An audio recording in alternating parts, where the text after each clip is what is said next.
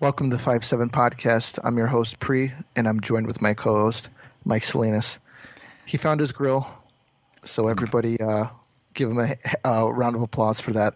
Good evening. Good evening. Yeah, man. Had to find my grill. Next door neighbors had it. They were cooking out footlongs on it. Now I had to completely desensitize my grill plates. They turn into a smoker? Yeah, disgusting fucks. So today we're going to talk about toxicity in the workplace, and I think everybody has definitely run into this. There's people there that are either kind of Debbie Downers that are they're always down, or there's people that they're just toxic. They take your energy away.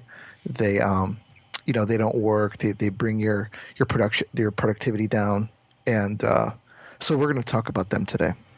So Mike, what have you experienced with toxicity in the workplace? We'll start with just No, I'm sorry. What was that? We'll start with people because I want to get to like workers and leaders because there's definitely a big difference. Well, I think people, man, I got to start with myself to some degree because I think I was a bit of a toxicity implant years ago, growing up and just jerking around all the time at work. I used to work at Meijer Superstore food stores. It's kind of like a grocery store it's kind of like a high-end Walmart for those that may not be aware of what it is. And so I started Walmart. Yeah, I guess. It's a one-stop shop. If you want to get some oil or you want to get some bread, we got both of those just for you. And they're better than Walmart, apparently. Yeah, no, it is. You're not going to find too many hood rats there. So it's actually a better shop. Okay. But so being there, I think I was a bit of the toxicity because I brought drinking into the equation. So I brought in like liquor and things like that, and I'd be drinking liquor in a solo cup on the checkout counters. And once I started doing, I was crazy. But I used it like it was a slushy cup. So people thought I was drinking a slushy while I was ringing up people. Why I was allowed to drink a slushy, I don't know.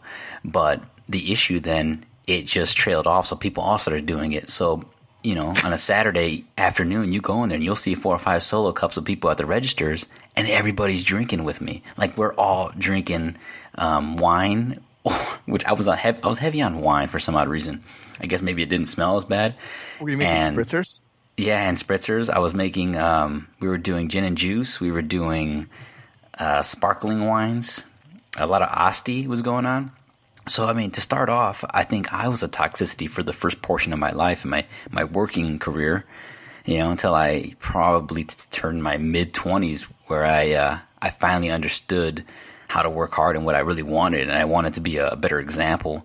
And I wanted to be a contributor to the positive as opposed to the negative things that go on, and kind of be a more level-headed person. Now, granted, I still had my moments, but overall, since that point in time where I was a bit blinded, I've ran into plenty of those people that have been toxic to my relationship or Debbie Downers, like, I'll never. Why even bother doing this? I'll just never do it right, like.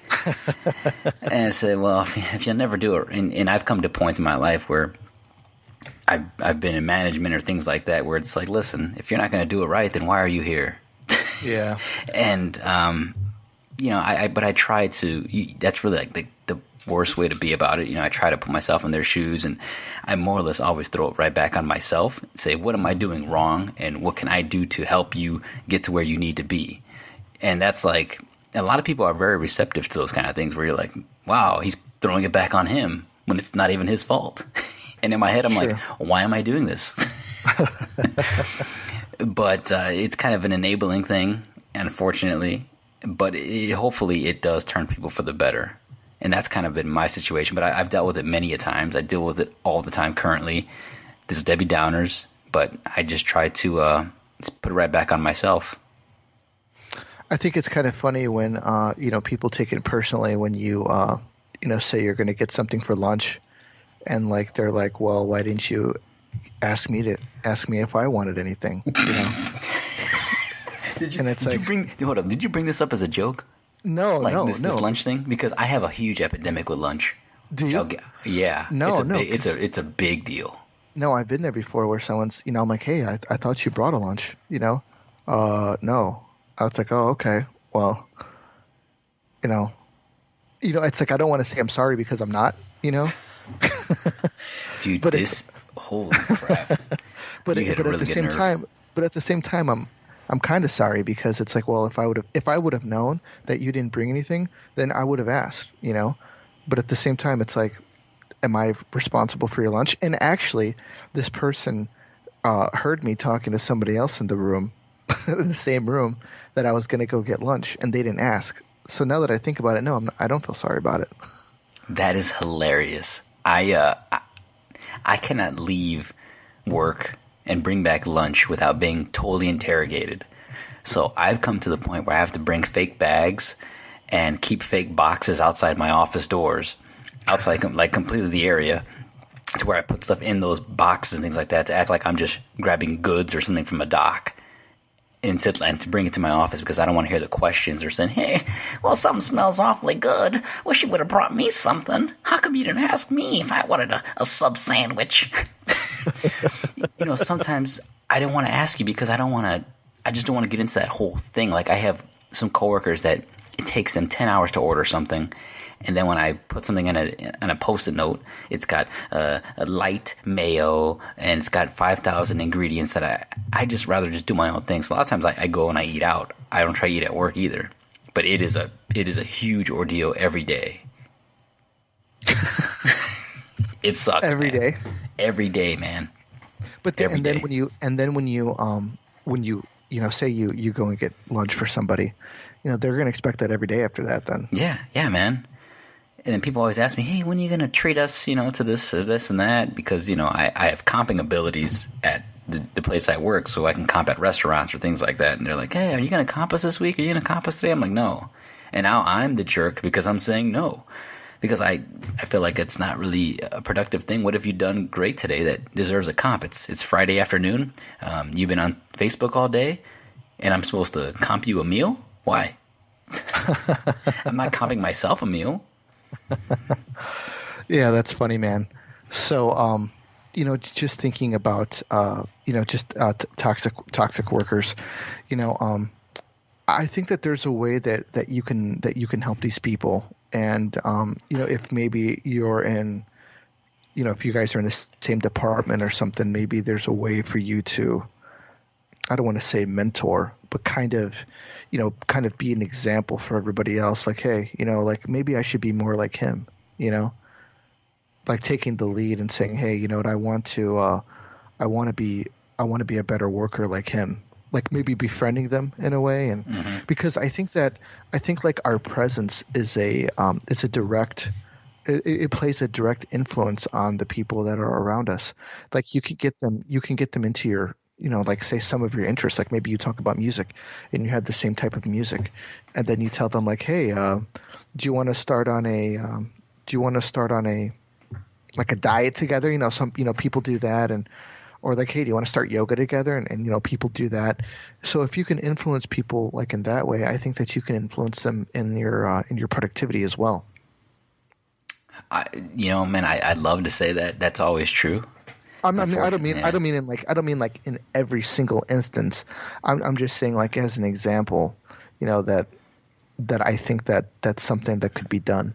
Yeah, no, trust me, man. I'm big on being a leader by example, and when I try to go above and beyond, I'm like, this is what I need you guys to start doing.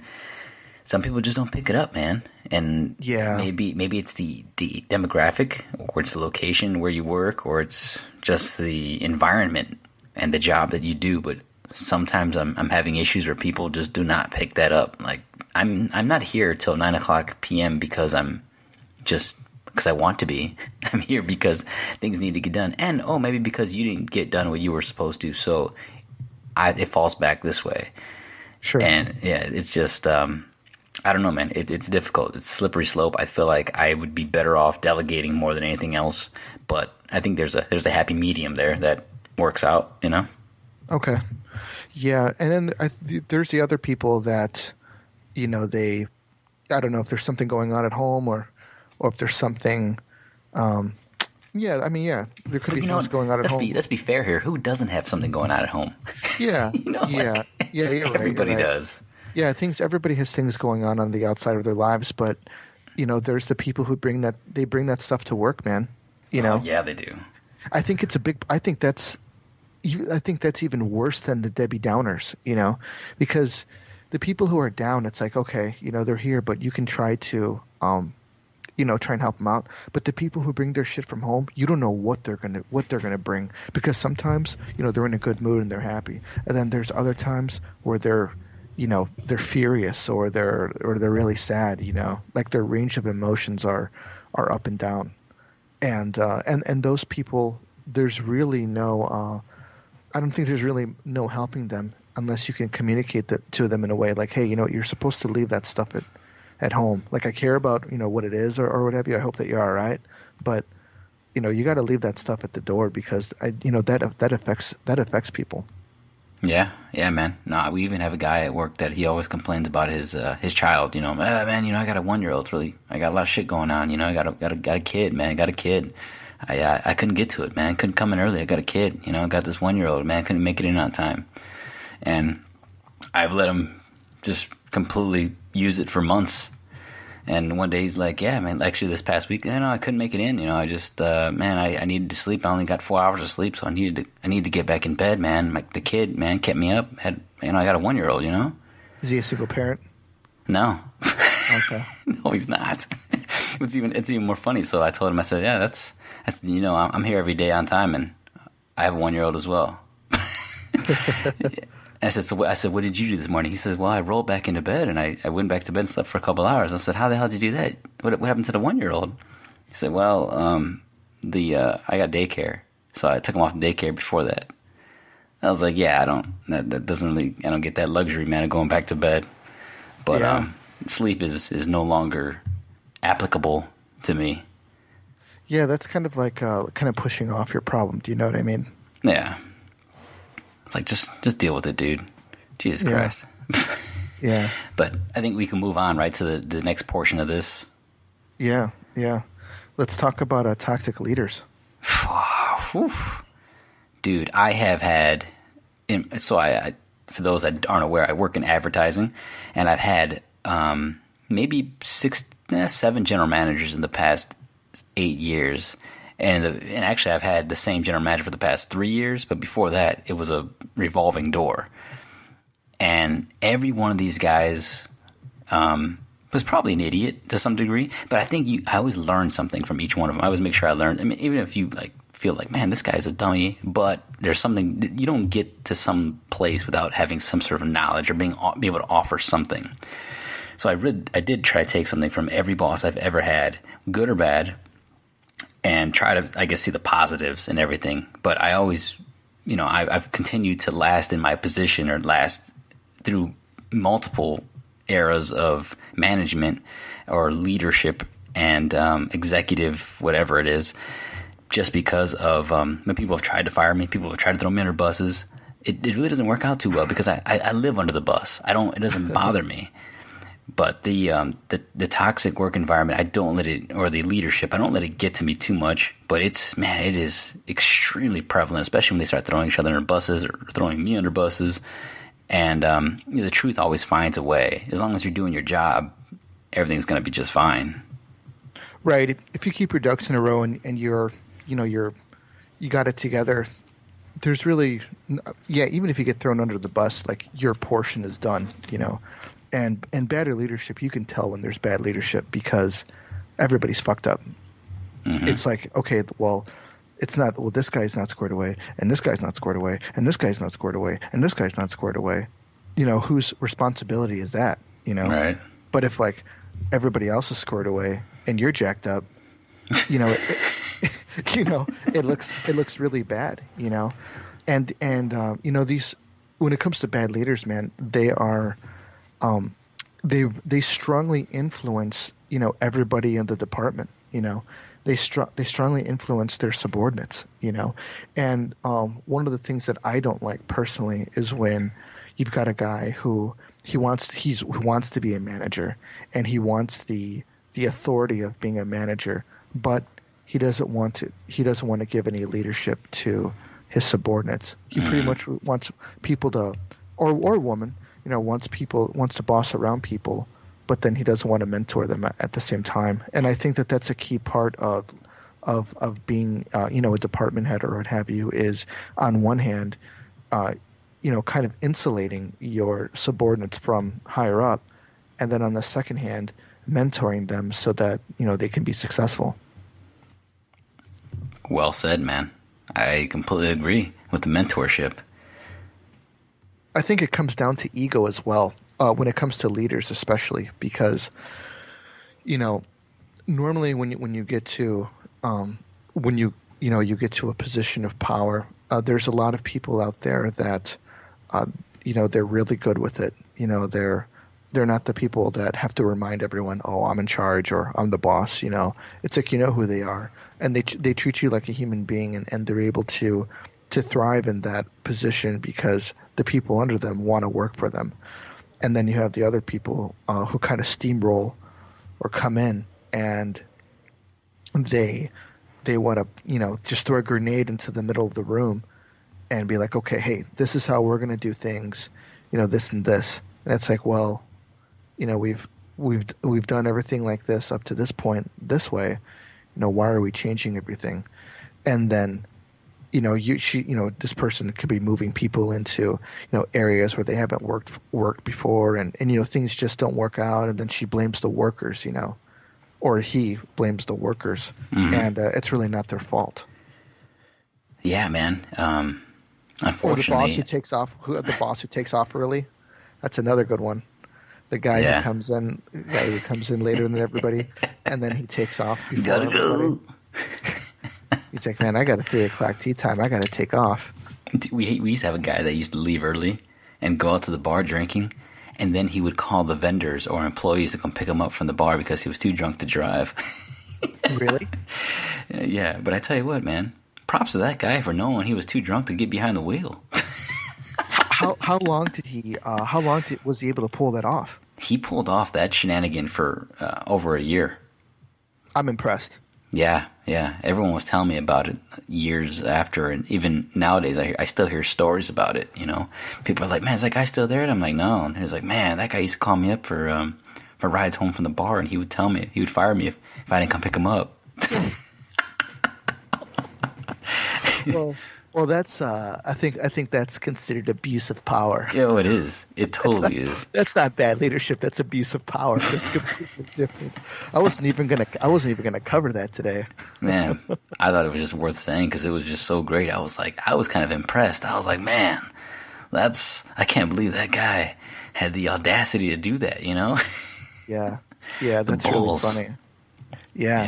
Yeah, and that's a lot of once again, it's like that comes into ego, and people bring ego to the situation, and it's not good for everybody. It's not good. Actually, it's not good for anybody, I should say, because when ego gets into the mix, things get dangerous because those people, they don't want to take suggestions for people because they know already, and they don't want to be they don't want to be like usurped or what have you. It's like, okay, I'm in charge, and this is how we're going to do it. And someone else comes in and they're like, oh, you know what? Maybe we should do it like this, and this because, I've done this before and it works better if we do it this way. No, that's not how we're going to do it because I'm the manager here and this is how we're going to do it. You know what I mean? Mm-hmm. And it's like, you know what? You need to take the ego and you need to throw it into the fireplace or something, or throw it out or do something with it, man, because it's bad. On the other side of that, though, I think it's just a defense mechanism. Sometimes when people come into a new employer and they're like, "Hey, man, I've done this all before. I know how to do it. Let me show you guys the right way to do it." I've had this happen many a times, and I'm like, "Listen, this is a different demographic. You don't understand what you're talking about. We've tried what you're talking about multiple times, and it hasn't worked out. That's why we don't do it, Like, no, you haven't done it this way, though. And I said, yeah, actually, we have done it that way. We've done it multiple ways. And, but someone comes in knowing it all. It's more or less I think you have to, coming into a new employer, I would always suggest going with the flow, at least for your first 90 days, getting the grips on what you're doing and how the work environment flows. And then, slowly, if you can trickle in, some of your, if there's better habits or better opportunities to say, hey, let's work smarter, not harder. I got a new method that we can apply to this, and it can kick some ass and help us not waste our time.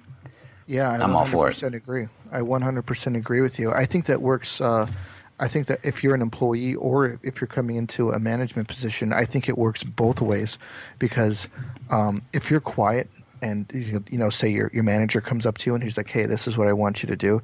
This is how I want you to do it. I think it's a good idea to just keep your mouth shut and see how he wants things done.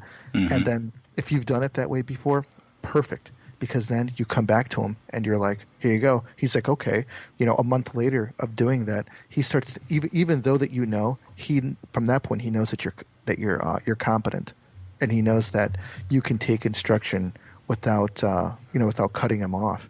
And as a manager, if you're coming into a new department, I think that the same thing works for them. I think it's a good idea to come in, see how things are rolling, see what's going on. And maybe pull somebody aside and say, okay, hey, who's number two here? Who's been here the longest? And talk to them and say, hey, so how do you guys do things here? And they're like, okay, well, we do this, and we do this, and we do this. It's like, okay, that's working. Let's keep it going. I'm going to meet with you in 2 weeks or 3 weeks.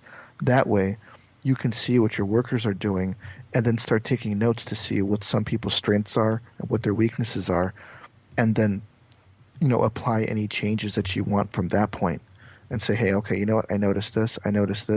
Why don't we try and change this and this, and then we'll see how it goes. If it works out better, perfect. And then you get to a point where you understand, how things run, and then you get to know your workers better. And then at that point, you might even be able to start working on people's weaknesses, because that's what you want to do at the end of the day. You want to take people's strengths, make them stronger. You want to take their weaknesses and make them strengths as well. Yes, I concur. I was going to say something else, but I don't know if it's appropriate. I was going to say, speak softly, carry a big cock, or you can, or a big vagina, carry whatever a big gun.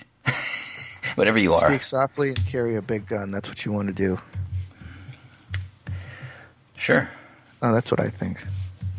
Mm. But anyways, so yeah, the moral of the story is if you've got an ego, you need to get rid of it, or you need to check it. Mm-hmm. Was there any other pieces that we missed out on? Any other bullets, major? I don't know. I think that covers the toxicity in the workplace. Generally, and I think it covers ego pretty well too. Yeah, man. No, I think stepping back sometimes helps out. I notice I have a huge ego at work. It is. Is it self-confidence or is it an ego? It's both. It's sometimes not very good. People are like, man, it looks really good. I'm like, yeah, no shit. And they're like, oh, okay. People are a little bit drawn back. Like, I do it as a joke, but it's more of a cocky but unfortunately, not everybody is in on the joke. Just myself. I'm sure. It's just like how you flick everybody off after meetings. Yeah, like when I flick people, and I tell people fuck off, and I flick people off. It's all part of a joke. Like it's a role I'm playing, but people don't see it that way. They take their work very serious, and I do too. That's why I know when it's good, and I don't need somebody to tell me it. I can pat my own self on the back. But that's so you're the method actor of the organization. Yeah. I don't know what that means. What does that mean? That's like, say for instance, like, have you ever seen My Left Foot with Daniel Day-Lewis? Man, that sounds really familiar. He plays a paraplegic, and he's in a wheelchair. And apparently, from what I heard, was he sat in the wheelchair for the entire production, and at the end of it, he had like 3 cracked ribs or something. Wow. Or like when he did like Lincoln, he told everybody to call him Abe, and he signed all of his notes and letters Abe while he did the movie. No shit. Yeah, so that's like buying into like the character. He totally embraces what he is, who he is in there. He like becomes like that person. So I like in a way, you're kind of like Gordon Gekko. Yeah, man. I mean, when I go into work, I'm somebody else. I'm completely somebody different. I'm not the same guy. Really? No. I'd kind of like to be like a little fly on the wall just to see you. I'm super prick. I'm like, man, I wish you guys knew this guy the way that I did. Just come in, just one of you, just come in and tell him to fuck off and see what he does. I'll be like, well, I guess I'll get work done that work for you just right away. I guess I'll go get you that. I'll get you that foot long sub. Yeah.